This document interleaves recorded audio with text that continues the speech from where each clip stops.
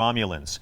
Joining me now is one of the legislators at that hearing, former senator and one-time presidential candidate, the one and only Mike Gravel, who represented the great state of Alaska for 22 years. Senator, welcome. What a pleasure it is to have you on Viewpoint. Thank you for having me. Thank you, sir. So let me start with the most obvious question. What got you involved in this particular hearing?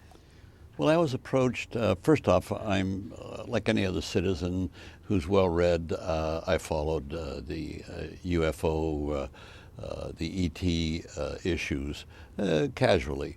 But I was approached 2 weeks ago if I would be part of this hearing. And I sort of blew it off because I didn't really understand what the hearing was about. I had other plans. But then another person who I had respect for briefed me more fully on what the hearing was about.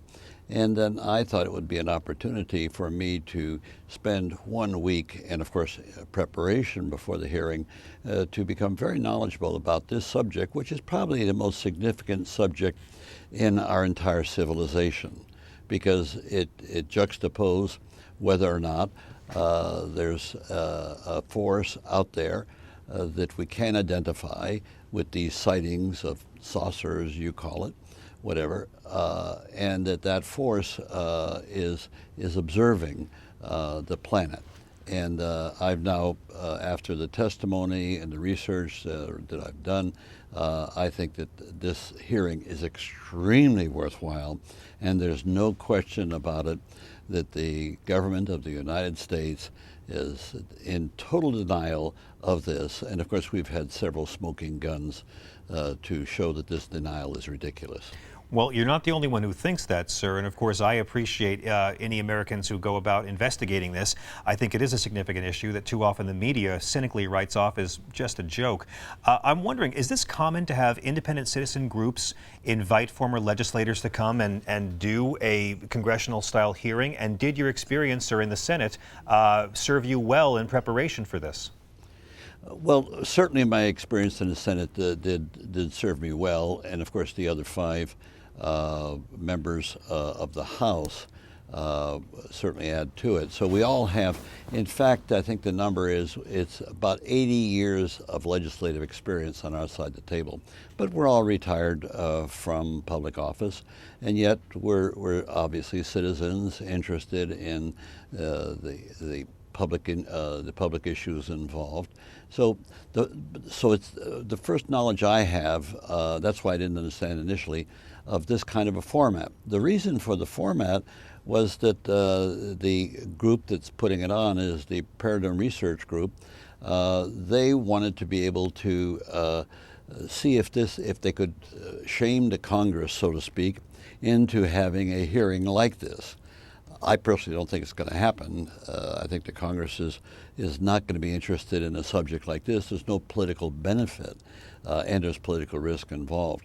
So, but there's a new direction that this should go in, and this should go in towards a global, because this is a global issue, not just an American issue. The American government is the one that's most irresponsible in handling the subject, but it's a global issue, and we should have the United Nations, the General Assembly, form an agency and have a global conference of scientists that would focus on the issues involved. Sir, how specifically is the American government irresponsible in handling this issue? Well, first off, you get the White House. Well, they don't know anything about it. There's nothing, they don't have any files. Well, that's an outright lie. Whether it comes from who in the White House or the president.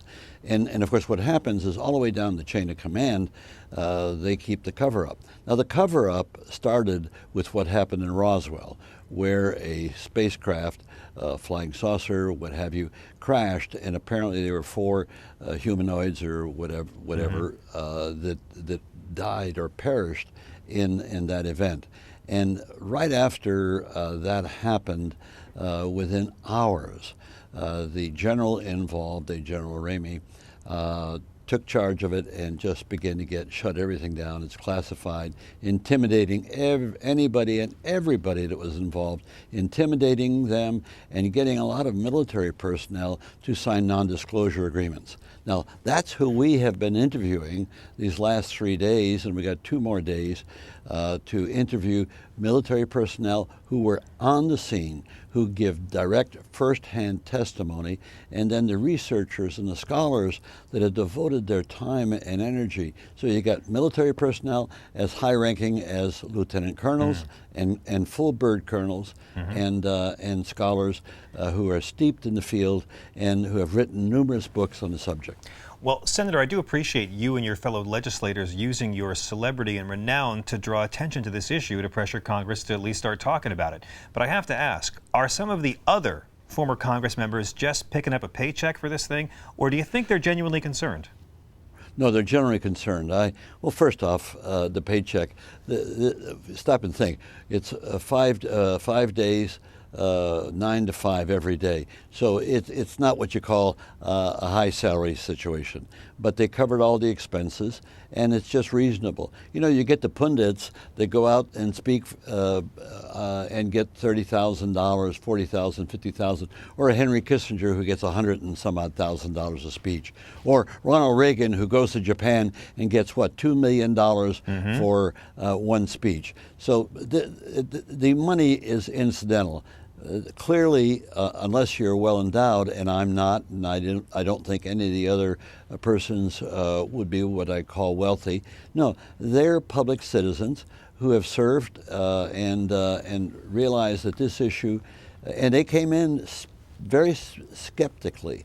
There was nobody who was overwhelmingly convinced that this was a legitimate issue, and fearful of the issue, because, as you know, mainstream media by and large tries to marginalize people. Yes, they do. And call them a little kooky. And indeed, well, they I was do. interviewed right off the beginning, and a person said, "Well, Senator, tell us about the little green men." Well, I don't know any little green men, and it was demeaning, and I was able to bring the person around, because what's at issue here is something we don't know, and that the government would cover it up. Now, we know why the government's covering it up, because we have several smoking guns.